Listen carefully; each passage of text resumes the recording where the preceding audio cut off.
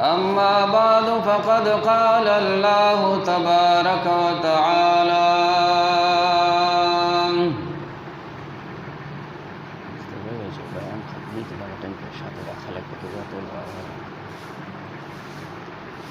جل جلاله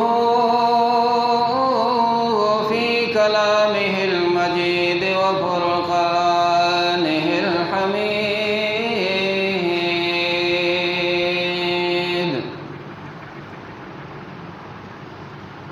إنا أنزلناه في ليلة القدر وما أدراك ما ليلة القدر ليلة القدر خير من 1000 شهر تنزل الملائكة والروح فيها بإذن ربهم من كل أمر سلام هي حتى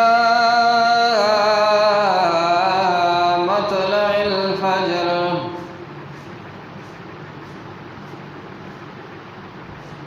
وقد قال رسول الله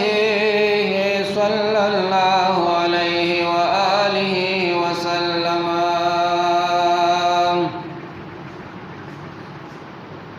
من اعتكف يوما وليلة بعد الله عن النار 3 خنادق أو كما قال عليه الصلاة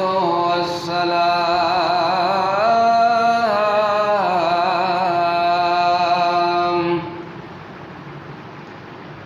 مولاي صل وسلم دائما أبدا على حبيبك خير الخلق كلهم هو الحبيب الذي ترجى شفاعته لكل هول من الأهوال مقتحم محمدنا سيد الكونين والثقلين والفريقين من عرب ومن عجم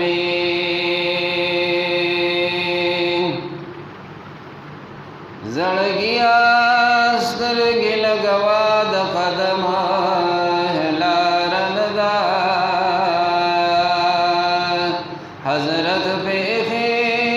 قدمنا دومره خوارندا پدې کوڅو کې بجبريل عليه السلام في ابلا لشوقت للور رستا دخپو دفارندا دا مخامخا روزه چخکاری زرغنا د محبوب مانای د عرش د دین لړاو نام دارندا اوس په باب السلام ورشو د آقا روزه تا سینه د هیڅ عاشق لدې درد قلارندا سلام د محمد امین عرض کړه په حضور د محبوب جولې خالی راولې چال دې دربار ندا نو کو په حقا شوي عاشق د محمد پتور زلفو شاهان د زمان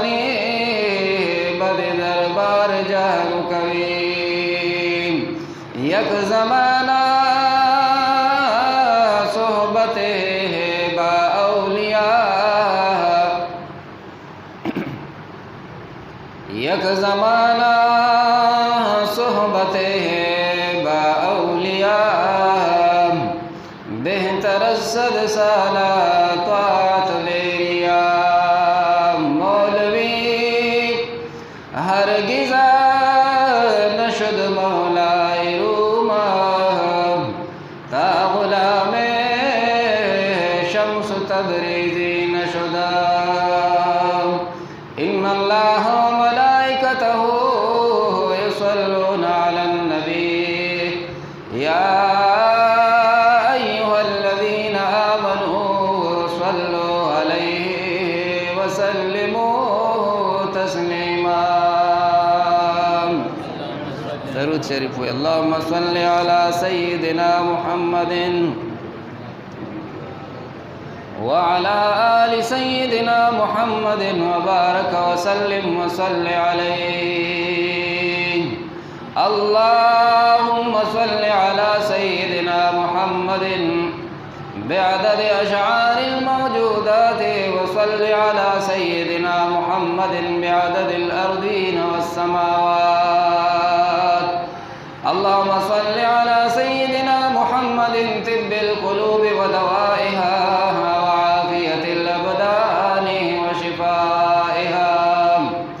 ونور الأبصار وضيائها وقوت الأرواح وغذائها وصلى الله على النبي الأمي الأمين صلاة وسلاما عليك يا سيدي يا رسول الله وعلى آلك وأصحابك يا سيدي يا رحمة للعالمين واجب الاحترام معزز سامعین کرام او سامعات کرام او ناظرین کرام در رب ذوالجلال عظیم و مقدس کتاب د 13 سپاره یو ډیر با برکته سورت مبارک چې هغه ته سورۃ القدر وایي دا سورت مبارک منگا تلاوت کا او دا رحمت للعالمین امام الانبیاء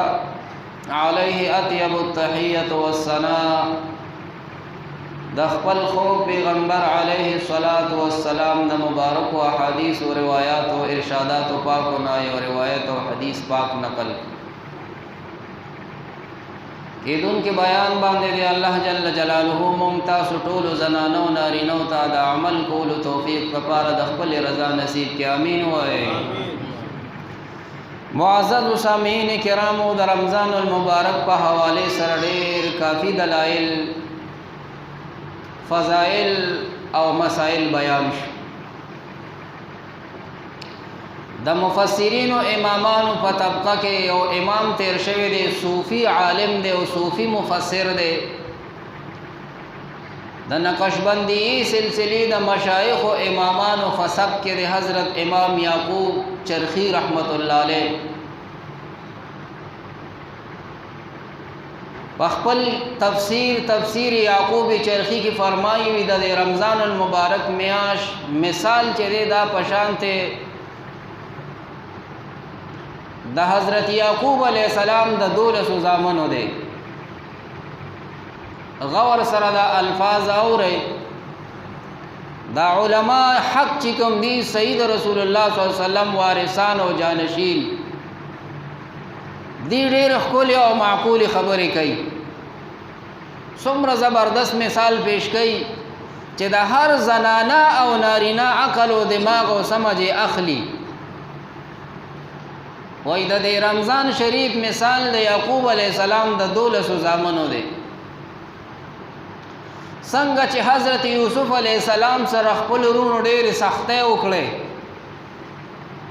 ډېر لوی امتحان په د الله د طرف نه تیر شو مبارک پکې سفر هم کو کوی تم پکې گزار شو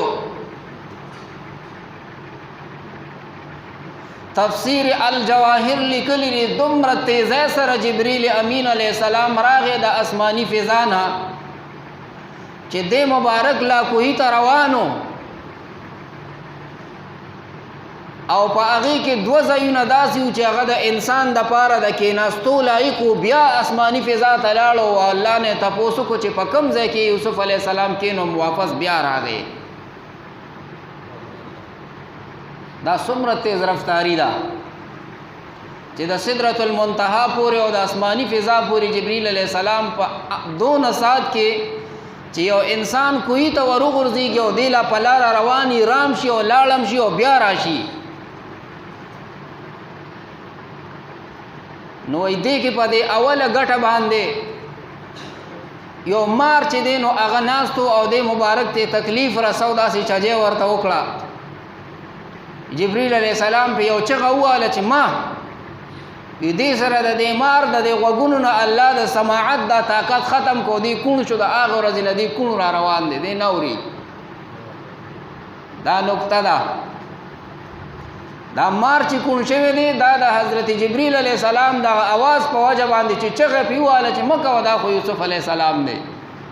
تکلیف ورونه رسېد، الله نازولی دی. نو هغه ګټه باندې کېښود. اوږده واقعه د تفسیر کې ما بیان کړې ده. ډېرې امتحاني شپې او ورځې چې دی په مصر کې تېرولې،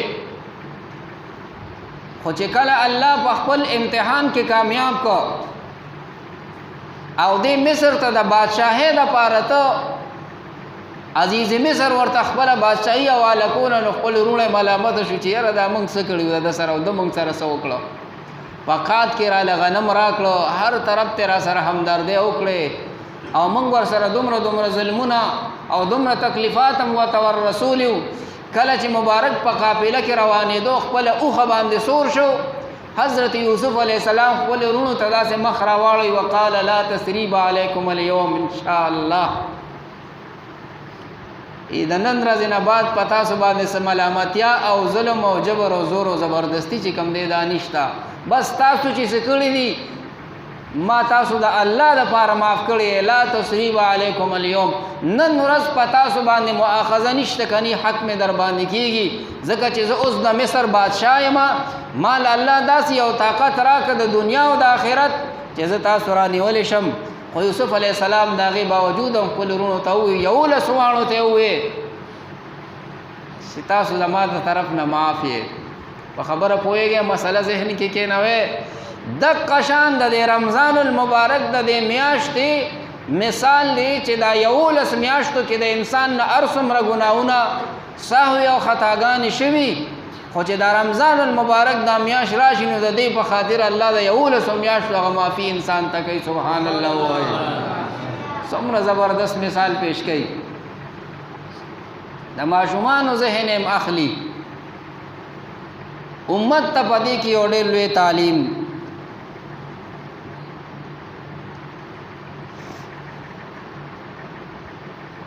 ډېر افضل او بهترین شپې او ورځې دي. دا اخیری عشره چې ده په دې کې مؤمنان مسلمانان یو عمل کوي چې هغې ته د اعتکاف عمل ویلی شي. رسول الله صلی الله علیه وسلم فرمایي یو شپه او یو ورځ چې څوک د الله د رضا دپاره اعتکاف وکړي، په شرط د دې چې د دې اعتکاف آداب او د دې شرایط په ځای باندې راوړي. ریای مقصد نو، شهرت مقصد نو، د الله جل جلاله رضا مقصدو. یو شپه او یو ورځ اعتکاف باندې به الله پاک د جهنم د اور نه 3 خندقه لرې وساتي. سبحان الله. په بل روایت کې راځي 7 خندقه 7 خنادقه، 7 خندقه به الله جل جلاله د اور د جهنم نه چې دی دا انسان دا معتکف دا وساتي. د اعتکاف د پاره بهترین ځایونه کم دي. نو الله دې زمونږ په خپل جون نصیب کی. په در کې کمی نشته او غیبی خزانې ور سره ډېرې زیاتې دي. بادشاہ دې راله د غیب او اسباب او سبب جوړ کی. پہلا ځای د اعتکاف د پاره چې ډېر لوی افضلیت لري او الله ته نږدې دی دا بیت الله شریف دی. ذکر قرآن کریم کی اللہ جل جلالہ فرمائی وانتم عاکفون فی المساجد تلک حدود اللہ چې تاسو اعتکاف کوونکي په مساجدو کې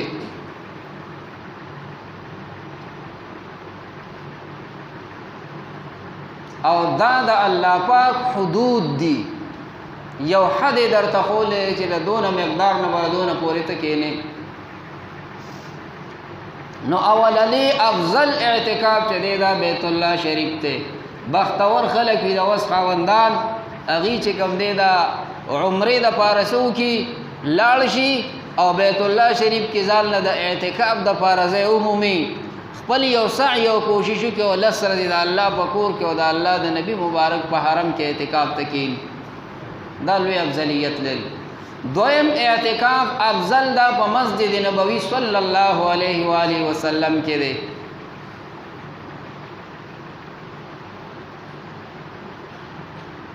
د بیت الله شریف نه چې سړی روان شي او داسې د مدینه منورې د لارو او کوڅو د کلي ته سړی ورنږدې شي او د لرې نه د منارو دا څوکې په نظر راشي نو د هر عاشق امتی دا سترګې داسې مدینې طرف ته چې کوم دی نو کولو پاتې او دا زړه ښکته لاړ شي چې په دې کوڅو کې د دواړو جهانو سردار مبارک ګرځېدلی په دې کې صحابان ګرځېدلي دي په دې کې عشره و مبشره ګرځېدلي دي په دې کې امهات المؤمنین ګرځېدلي دي نو دویم مسجد د اعتکاف دپاره مسجد نبوي صلی الله علیه و آله وسلم دی د بیت الله شریف د اعتکاف د عام ورځو ثواب دا مونځ چې دی دا په 1 لاک دی د مسجد نبوي صلی الله علیه وسلم دا عبادت او مونځ دا یو مونځ په 50,000 دی او کدی کې موقع نه و انسان ته نو زړه قبله د مسلمانانو بیت المقدس دړه د سوخه یو دعاو کې الله دې د يهودو د ظلم او د ستم نه بیت المقدس آزاد کې امين وای روزه پخلی دغه ظالم او دغه کافر خلکو ته چې کوم دینو اول دی وته الله هدایت نصیب کی او که هدایت په نصیب کینې نو رب ذوالجلال نے پاسمانی تندر هلاک کیو دا مسلمانان دې د دې د ظلم نه الله خلاص کې امين وای د شام او د فلسطین او د بیت المقدس په مسلمانانو کوم ظلمونه کیږي او د هغه مقدس جمعات او مسجد چې د دواړو جهانو سردار مبارک پکې د معراج په شپه انبیاء علیهم السلام له امامتي ورکړې وه او په اول دور د اسلام کې هغې ته منځونه کړي دي مسجد اقصی مبارک نو دریم ځای د اعتکاف دپاره د فضیلت په اعتبار بیا مسجد اقصی دی چې یو مونځ پکې په 25,000 منځونو باندې شمار دی او څلورم ځای بیا د عامو مسلمانانو بلاد او مساجد دي په خپلو کلو علاقو کې چې هغې په د خپلو مساجدو کې دا د اعتکاف دپاره کښېني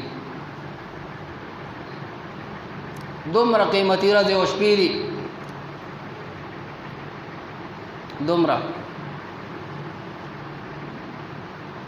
چې د دې د قیمت پته د الله تعالی عارفین او دوستانو ته ده د خدای په مینه باندې مس خلک هم ډېر زیات شته او دا دنیا د هغې په مخ باندې آباده ده امام غزالی رحمت الله علیه فرمایي په 2 اشیاو د دنیا دا نظام روان دی چلیږي که دا 2 خبرې د دنیا نه لرې شي نو دنیا الله تعالی ورانوي یو په هغې کې بفقر الفقراء د فقراو په فقر الله د دنیا دا نظام ودرولی دی د دواړو جهانو سردار مبارک به چې دعا کولی د مشکات شریف حدیث دی اللهم انصر الاسلام بسعالیک المهاجرین اے الله د اسلام مدد د هغې فقیرانو ملنګانو صحابو په وسیله باندې وفرمایې چې ما پسې په دې سخت وخت د مکې مکرمې په دې دور کې را روان دي دغه فقیران فقرا صحابه نبی علیہ السلام دا غي په وسیله باندې د کامیابی او د فتح او د اسلام د نصرت دعا فرمایلی ده الله دغه فقیرانو په وسیله باندې اسلام له مدد او بری ورکړي معزز سامعین یو 2 اعمال د تخیمه دا ځان سره یاد کړئ وخت دومره نه چې په هغې کې ټول بیان ځای چې خو ډېر زیات قیمتي دي صحیح روایاتو سره په دلایل قاطعو سره دا ثابت دي د رمضان اخیری عشره چې په هغې کې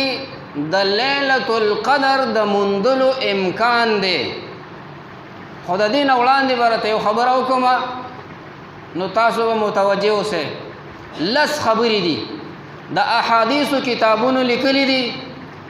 چې 10 اشیاء په 10 څیزونو کې الله پټ ساتلی دي. 2 به راته بیان کوم، دا 8 به درته بیا د تفسیر دوره کې انشاءالله العزیز بیان. اسم اعظم داسې یو نوم د الله جل جلاله دی، د الله په نومونو کې چې کلم ته په دې دعا او سوال کې الله تعالی هغه سوال او دعا قبلی ډېر مستجاب الدعوات انسان ګرځي. نو دا اسم اعظم الله په خپل نومونو او په تمام قرآن کې پټ ساتلی دی. د دې وجه نه راز دا دی چې دا مسلمانان د قرآن کریم د تلاوت نه غافل نشي، چې دی هر وخت د اوقاتو کې د الله د کلام سره په واسطه کې. دویم، لیلة القدر الله تعالی په تمام رمضان کې پټ ساتلی دی. ولې؟ د دې وجه نه چې دا امتیان د پیغمبر علیه الصلاۃ والسلام د هر شپې ډېر لوی قدر وکړي، چېرته خطا نشي، مست نه نشي. څه پته لګي ته په شپږشتمه باندې د الله عبادت کې هغه شپه روڼه هغه 28مې ته راغلي، الله خاص فرزونه کوي، نو هره شپه د دې ډېره قدرمنده ده. یوه سجده دا اخیری عشره نه ده، حدیث پاک کې راغلی دي وایي دا په دې اخیری عشره کې چې یوه سجده وکړې 1900 نیکۍ الله تعالی په یو سجده باندې لګوي. شپه او ورځ اخیری عشره کې شپه او ورځ کې چې یو سجده الله تعالی ته وکړي 1900 نیکۍ د انسان په عملنامه کې الله لیکي او دومره ته الله ګناه ختموي. نو د فرض مونږ ډېر زیات خیال ساتئ، د نوافلو ډېر زیات خیال ساتئ، د سنتو ډېر زیات خیال ساتئ، ځکه چې په یو سجده دونه انعام دی.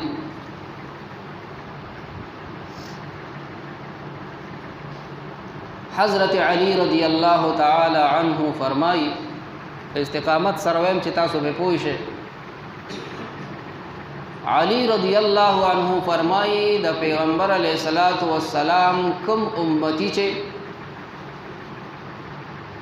په دې اخیری 10 شپو ورځو کې 2 رکعاته نفل وکړي. تاسو به دا 2 رکعاته نفل نن کوئ ښه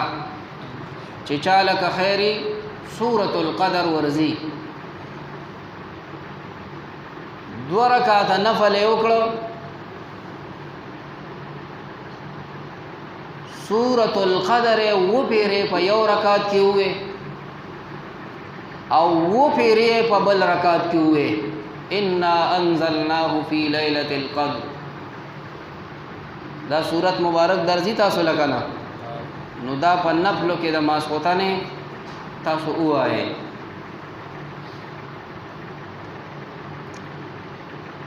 د دې څه انعام دی چې یو انسان دا نفل وکړي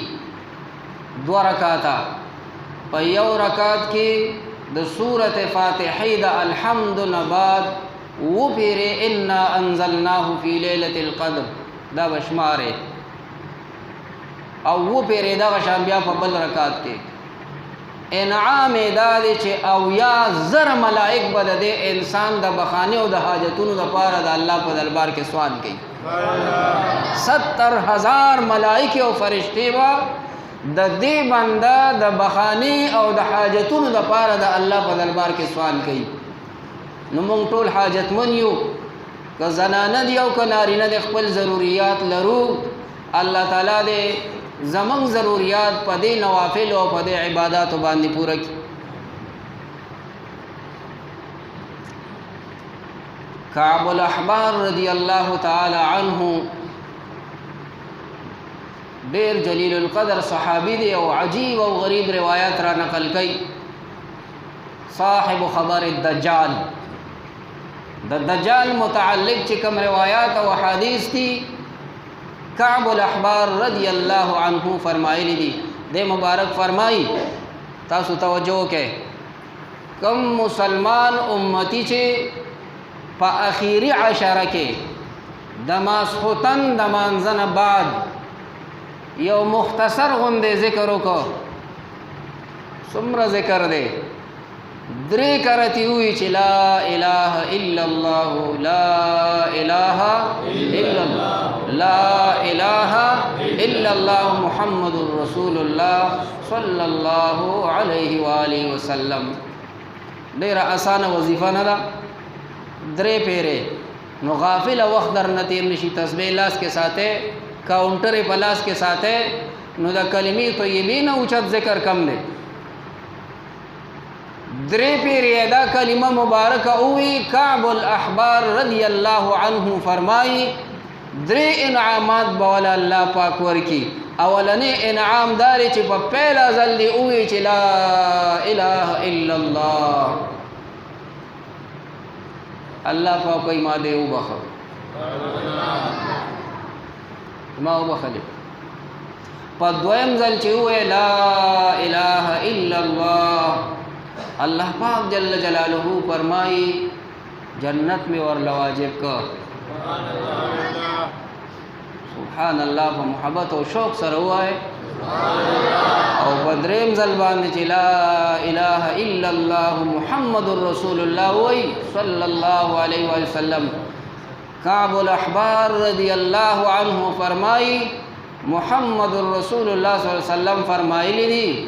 چې دې انسان ته د جهنم نه همیشه د پاره نجات حاصل شو. نو چې په 3 کرتی ذکر باندې دومره لوی لوی انعامات الله ورکوي، نو په ذل خبرې کول پکار دي. اوس وایه بې ځایه محافلو کې ناستې پکار دي. په ډېر لوی غفلت کې د بعضې انسانانو نه دا قیمتي شپې او ورځې تېرې شي، ځکه چې دا ډېرې زیاتې قیمتي دي، ډېر زیات قیمتي دي. او د قیمت پته هغه چاته لګي چې څوک د الله د ذات عاشقان او محبین د محمد رسول الله صلی الله علیه وسلم دي، هغه خلکو ته د قیمت پته لګي. وایي چې دا شپې او ورځې براله. تمیم داری رضی الله عنه فرمایي وایي صحابه کرامو به جړل چې ښکلې د برکتونو میاشت رانه روانه ده، موږ ته مسافر کیږو. او من خلق وایو روجه مسافر شوا، دا روجه به بیا هم راځي خو ستا پته نه لګي، ته مسافر به یو طرف ته روانې. ګوره دا فقیران او درویشان دا داسې معانی کوي، دا رازونه چیړي د علم باطن. بیا به هم روجه راشي، بیا به هم روجه راشي چې د کله نه الله پرس کړې ده هر کال په خپل ترتیب سره راځي. زمونږ پته نه لګي چې یو به او که به نه یو. 13 کال پر رمضان کے والد سے دادا جی دی اللہ تعالیٰ غریق اور رحمت کی اغی موجود دا قضامرے دا پارے تیاری کو سا کال نشتا. اغا ذمہ داری و منگا سر تکو کنا یو مستحب عمل دے. لوی لوی اکابرین دا امت کئی.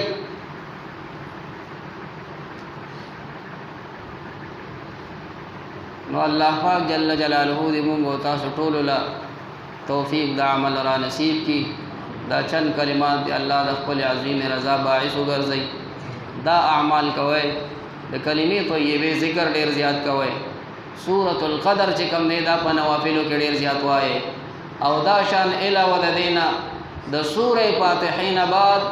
سورې اخلاص وکړته. دا یو بل عمل دی. دا ټول په احادیثو کې راغلي دي چې د سورې فاتحې نه بعد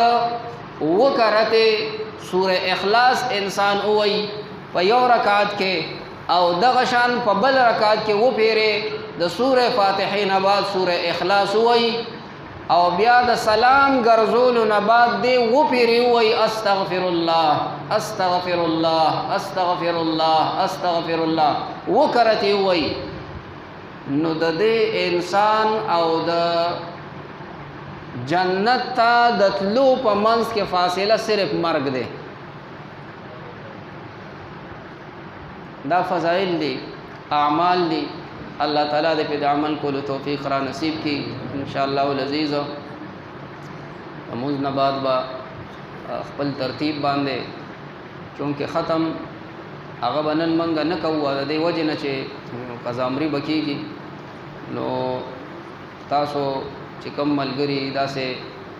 ډېر اشد او شدید ضروری کار نه لرئ نو دا دومره بیان په فضایلو باندې وشو په ترغیب باندې وشو نو باقاعده د مانځه نه بعد ایثار شئ مونځ پسې دعا پسې به متصل بیا دغه عمل کېږي فقهاو په خپلو کتابونو کې د دې یو ترتیب لیکلی دی شامی بحر الرائق فتاوی عالمگیری نور ګڼ شمېر کتابونه دي مونږ سره په سونو تعداد کې په حوالې پرتی دي او موجود دي او همیشه د پاره د اهل اسلام یو طریقه او عمل دی خدا مسله یاد کړئ د دې مطلب دا نه دی